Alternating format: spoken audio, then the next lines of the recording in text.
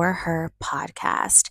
Today, I want to talk about energy management, which is a topic that I get so many questions about on TikTok, on Instagram, in my DMs. This is a constant topic that I talk about with my clients as well, is like how to manage your energy, how to be more productive and still be a boss babe, still be hardworking without literally burning out. Because this is the problem I see, especially with my neurodivergent clients as well. Burnout is so real. I always talk about this, but I absolutely believe in working smarter, not harder.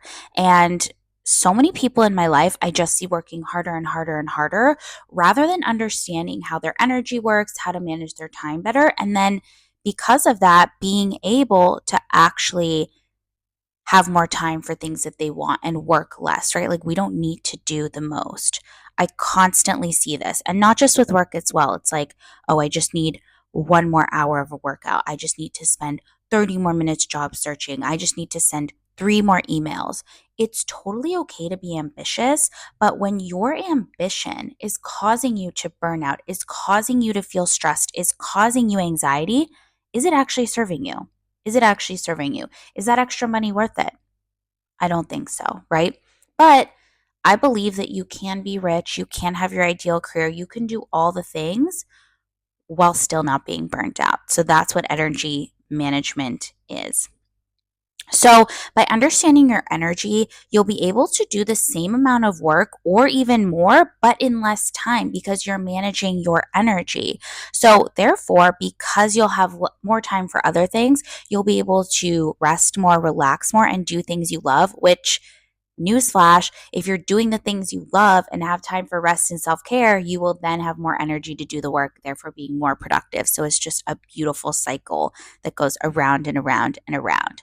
So the question is, how do you manage your energy? This is my tried and true tip that I always teach people, coach my clients on. It's something that may seem obvious when I say it, but it's actually not. And so many of my clients are like, I never thought of that, or I never used to do it that way, right?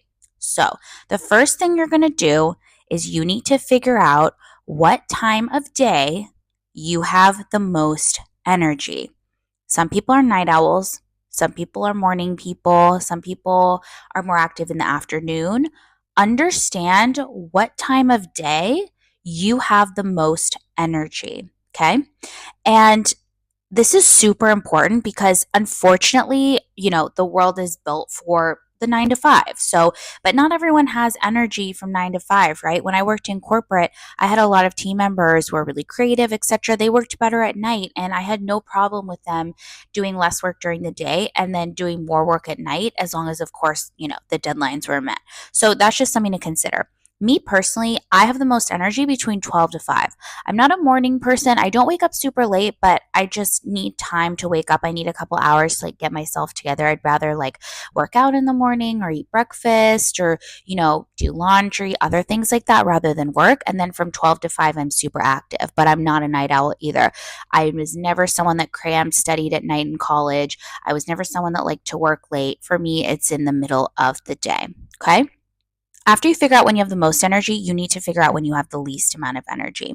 And there's different tiers, right? Like for me in the morning, I would say it's not my least amount of energy, but it's not my most. So it's in the middle. I can still do things. I just prefer not to do heavy duty things in the morning. Versus for me, after 8 p.m., you cannot get me to do anything. Not study, not do work, not have a call, emails, leave me alone. Like for me, that's the time for me to unwind and be in bed by 10. Okay. Maybe I'm a grandma, but it's fine. So understand when you have the most amount of energy and then when you have the least amount of energy, which is equally important. Okay.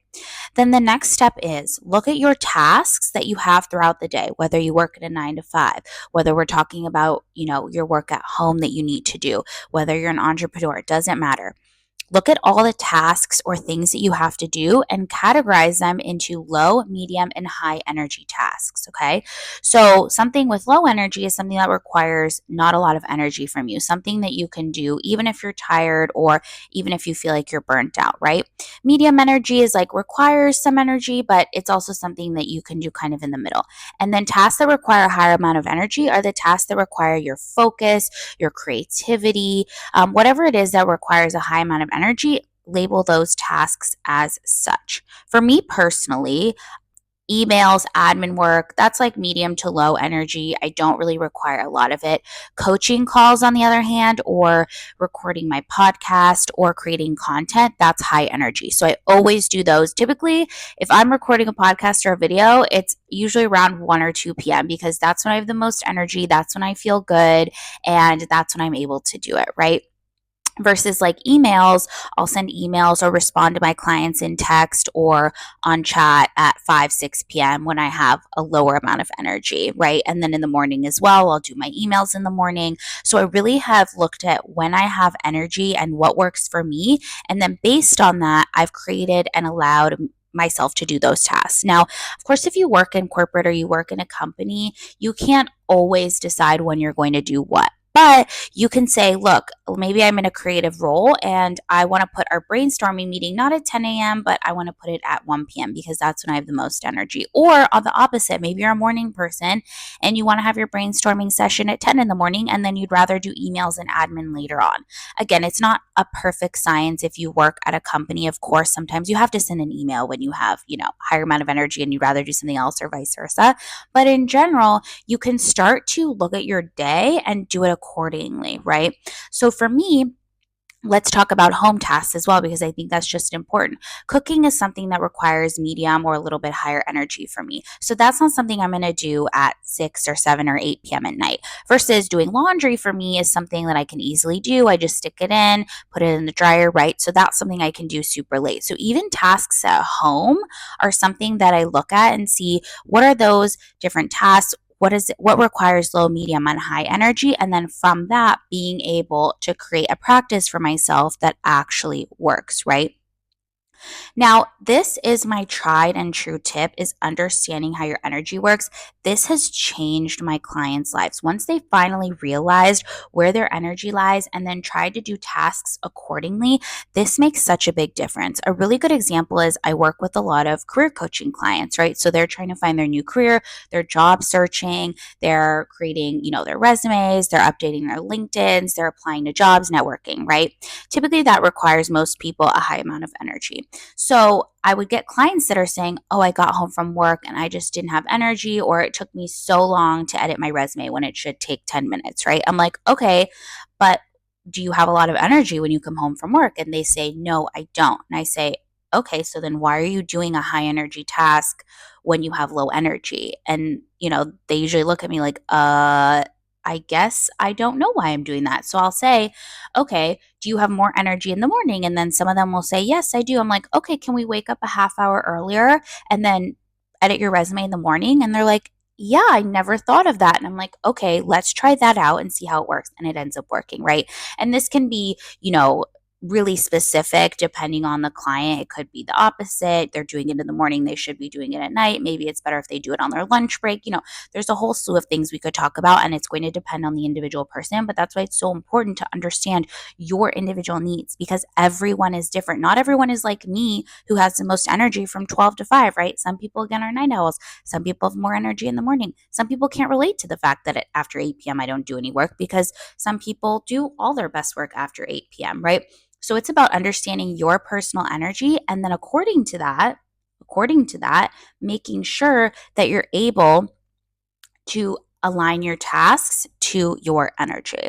So that's going to be really important. Another thing I want to mention here with energy management is there are a lot of habits that you're doing or not doing that could also be hindering your energy. So if you're someone that feels lethargic, burnt out, stressed, anxious all the time, it could be that in general your energy is just lower because you're not doing certain things that could actually be benefiting you. So I do want to talk about some of those things. Last week on the podcast, I talked about having a morning and a night routine, and I will stand by that forever, that I believe having a morning and a night routine is essential to mental health and well-being.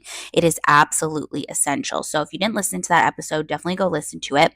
But within your morning and night routine, you need to be doing things that are actually going to be helping you and benefiting you, right? So there are a lot of hacks you can do, even small things, small changes you can make that are going to make a massive difference. So here are some things that I do that I think could take you 5 minutes that could really make a big difference. So the first is the phone, which is always my favorite conversation with people. Okay. I was someone who I hadn't even opened my eyes in the morning, and I was scrolling and I was looking at what's there. Okay. Now I don't touch my phone for 30 to 60 minutes after I wake up. And I'll be honest, it wasn't easy to get to that point. You can start off small with just 5 minutes, 10 minutes, etc. But not having a phone at least 30 minutes after you wake up and no phone 30 minutes before you go to bed is essential. And it's backed by science, right? Obviously, at night, the phone has blue light. You're getting a lot of that stimuli. How can you start to feel rested and start to get in a place of where you want to go to sleep and you're tired? If you're looking at your phone, you're getting all that stimuli, you're getting all that blue light, right?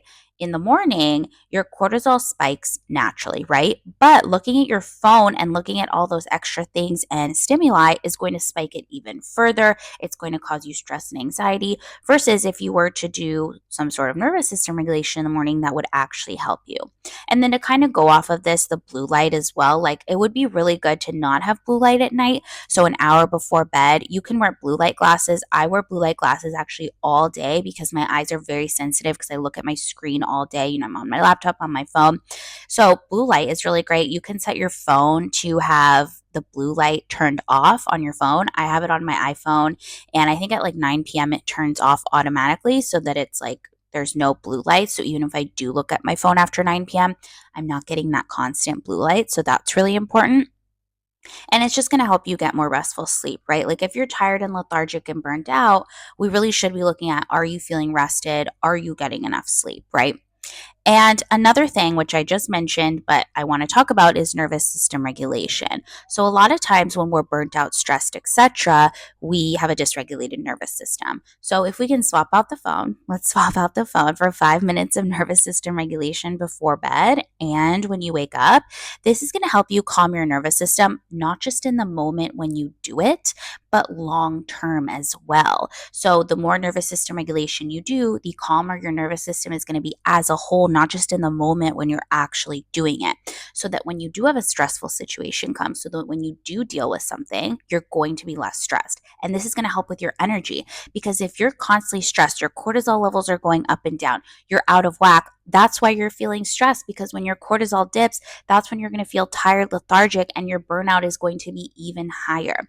So I know we talk a lot about like burnout, and I think a lot of people think the solution to burnout is, oh, get a new job, quit your job, leave your relationship, like whatever it is. And that may be a part of the solution, but it is not the entire solution. Okay. You have to regulate your nervous system. It is absolutely imperative. You can't manifest, you can't bring abundance into your life if you're not regulating your nervous system and if you're not working on starting to feel better emotionally and within your mind. Another thing that really helps with energy as well, which you can use with the energy management tool that I gave you of understanding where your energy is using different time management tools. So for example, let's say that you're going to start doing your high energy tasks at a certain time of day when you have the most energy. You can also start to use time management tools embedded into it, and that's going to help you even further. So things like the Pomodoro technique, which is where you set a timer for 20 minutes. I've talked a lot about these hacks in previous episodes. So you set a timer for 20 minutes and then you just do as much as you can in that 20 minutes, then you take a break. Task batching is when you do certain tasks that are similar to each other at the same time. So this is where the energy management comes in of like, you shouldn't be doing creative work and administrative work at the same time, ideally, because it's a different type of energy. You're context switching constantly. That's going to take more energy and you're going to feel even more tired.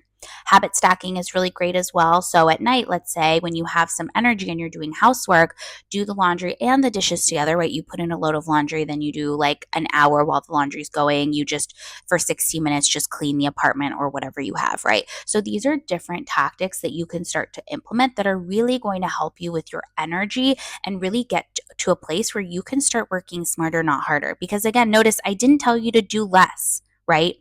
You will automatically do less because it's going to take you less energy to do the same task. So maybe writing the email at 8 o'clock at night takes you 30 minutes because you're tired, but writing it in the morning takes you 5 minutes because you have more energy. So you just saved 25 minutes. So you're not doing less work. It's just taking you less time to do it because your energy is being managed. You're literally hacking yourself and your body and your energy so that you can do things in the right time when it's good for you and your body. This is so, so important. And this is really the key to working smarter, not harder. You're going to have more time for the things that you love, or even work more if you want to work more without getting burnt out.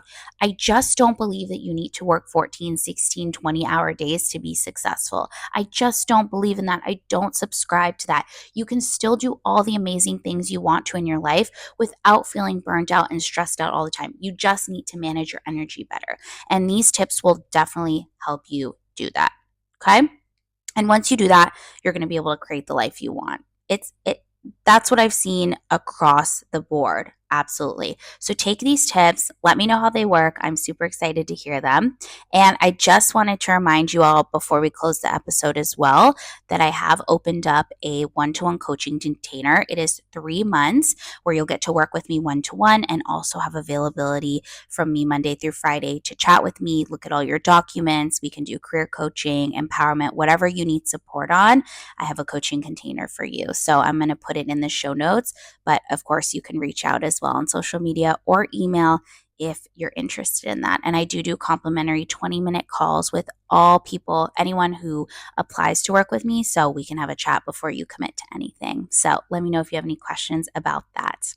I hope you enjoyed the episode. I hope you have an amazing, amazing week, and I'll catch you next time.